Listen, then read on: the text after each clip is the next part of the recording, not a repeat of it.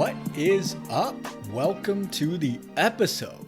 Now, there are more folks struggling with their sleep than ever because as our society becomes more and more quote unquote advanced, we tend to get further and further away from how we evolved as humans for hundreds of thousands of years. For example, the light bulb was invented in 1879, which was less than 150 years ago, meaning we woke up and went to sleep with the sun for ages, and we've only been able to artificially modify our sleep cycles via modern day tech for 144 years. Now, we did have fire. However, it turns out that fire is of a certain wavelength that it doesn't stimulate us alertness-wise in the same fashion that, say, your phone screen does. In fact, it's almost the opposite. Fire oftentimes has a sedation-like effect on us at nighttime specifically. And I'm sure that you've experienced this if you've ever gone on a camping trip. Staring into a fire is almost mesmerizing and an amazing way to facilitate sleepiness. This has actually been studied a number of times by taking people camping with the inclusion of quote-unquote night owls who stay up late into the early morning and shocker, when they are in a natural lighting environment, even self-proclaimed night owls revert much more so to what we would consider an early bird type of sleep cycle. And this makes sense, right? If someone is up on a Tuesday night until 11, 12, 1 a.m., what are they doing? They're almost certainly engaging with bright screens via technology. But if they didn't have a television, computer, phone, etc., they wouldn't sit up in the dark doing nothing. They'd be asleep. It may take them a few evenings to regulate their circadian rhythm off the back end of that. And so they might be staring at the ceiling for a couple of nights, but their bodies do balance out. Also, these technologies not only stimulate us via light, but they also stimulate our brains via entertainment. So whether you are watching Netflix or scrolling social media or playing video games, it's hitting you from two angles. Point being, if you want to thrive, and getting great sleep is a huge part of that, there are physiological processes that must be respected because we live in human bodies and human bodies have baseline needs. And the further and further we get away from said baseline, the more problems that arise. A super simple example is nutrition. We are eating more manufactured, highly processed foods than we ever have, and we're getting sicker and sicker as a population. Highly processed foods are very new in our evolutionary history. Sure, the agricultural revolution was about 10,000 years ago, but Oreos, chips, fast food, cereal, muffins, all of this bullshit is brand friggin' new, relatively speaking. All we had access to for hundreds of thousands of years was single ingredient whole foods via nature. And it turns out that when we eat plenty of high quality animal protein and other nutrient dense single ingredient whole foods, we thrive. This is not rocket science by any means. Okay, I'll get off my soapbox. I know that I'm preaching to the choir here. Moving on. I put up a post on social recently about the 4-3-2-1 sleep strategy, and this is something that I modified from a guy named Jim Quick, and it is super simple, it's really straightforward, and fortunately, you can put this into practice tonight. If you're feeling generous and looking for a completely free 3-second way to support the pod, it would be awesome if you could rate it on your podcast player of choice so we can reach more folks with this health promoting info. Okay, back to the pod. Let's dig in. The 4 is for alcohol, the 3 is for food, the 2 is for liquids, and the 1 is for tech. So first, let's dig into booze. At the very minimum, I would recommend having a hard cutoff in terms of alcohol at least 4 hours before bed. Why? As I'm sure you've experienced, alcohol does an incredible job of messing with sleep quality.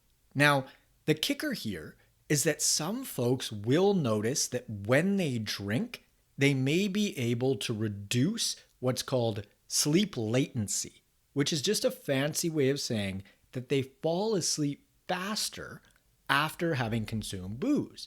But as you're well aware, there is no free lunch. Even though alcohol may reduce sleep latency in some folks, it's impairing sleep quality to such a high degree that you need far more hours in order to achieve the same level of restfulness. For example, if you get 7 hours of alcohol-induced sleep, that is nowhere near the same thing as 7 hours of booze-free sleep.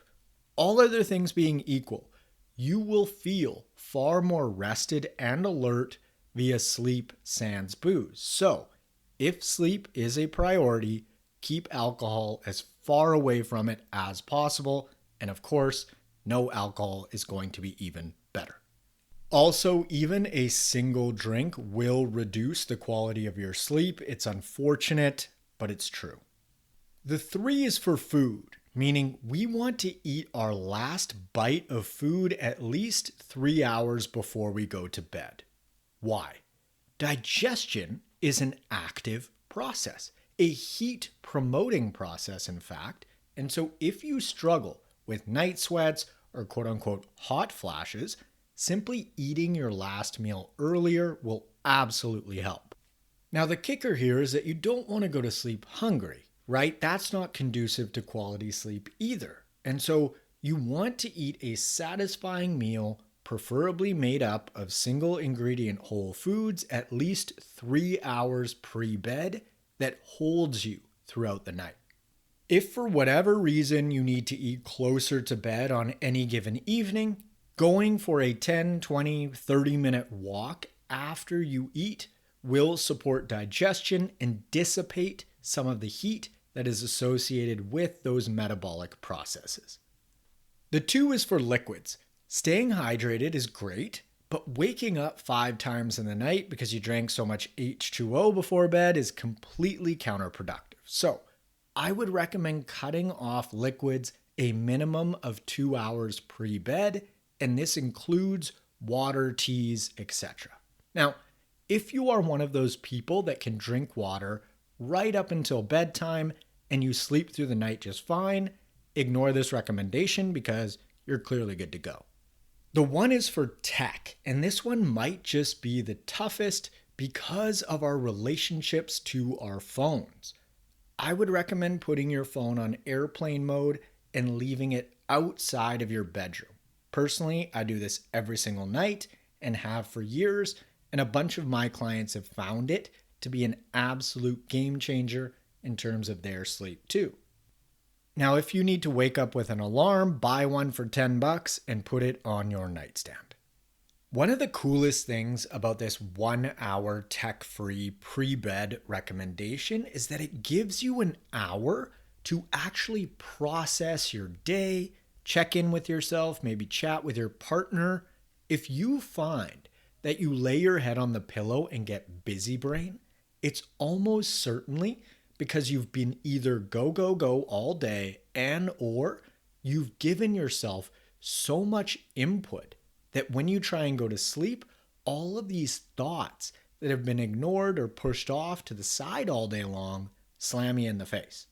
You've probably noticed this. We are filling just about every single spare moment these days with our phones, whether it be waiting in line at the grocery store or taking an elevator or when a friend pops up from the table at a restaurant and the first thing we do is reach for our phones to fill those moments.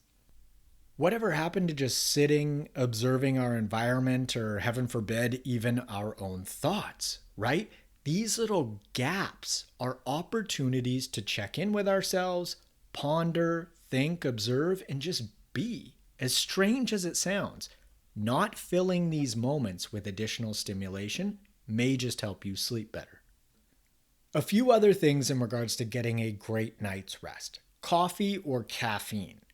Caffeine metabolism varies a lot between individuals, and so if you are not sleeping as well as you want to, I would recommend cutting off your caffeine intake at the very latest by noon, but preferably even earlier. And if you do want an afternoon coffee, reach for decaf. And if you're thinking, well, I need an afternoon caffeine hit because I feel tired. Two things. One, it very well could be that you're not sleeping well enough because of that afternoon coffee itself, and or your lunchtime nutrition could be leading to energy issues. And as a general rule, eating a higher protein, moderate to higher fat, and lower carbohydrate lunch will likely help. In terms of our sleep setup, we want it to be as dark as possible and on the cooler side versus the hotter side, because our bodies are meant to be cool while we sleep. This is part of the reason why nighttime is cooler than daytime. There are essentially two key inputs that let us know when it's time to sleep, and they are light and temperature. Nature is amazing. It wants us to thrive, and it's letting us know exactly how to do so all the time. Okay, let's sum things up. Skip booze at least 4 hours before bed, food at 3 hours, liquids at 2 hours, and tech at 1 hour. And if you do this for the next 10 to 14 days consistently, I am almost certain that you will improve the quality of your sleep and therefore the quality of your waking hours. If you're interested in applying for one-on-one nutritional coaching and or workout design with me, you can click the link in the description below or head on over to n1fitness.com/coaching. Feel free to follow me on Instagram at N1Fitness, on TikTok at the N1Fitness, and on YouTube at Marcus Sadu/N1Fitness. If you'd like to stay up to date on the newest episode releases, you can hit the subscribe button. Thanks for tuning in. I hope that you found this sleep episode useful, and I will catch you on the next one. See ya.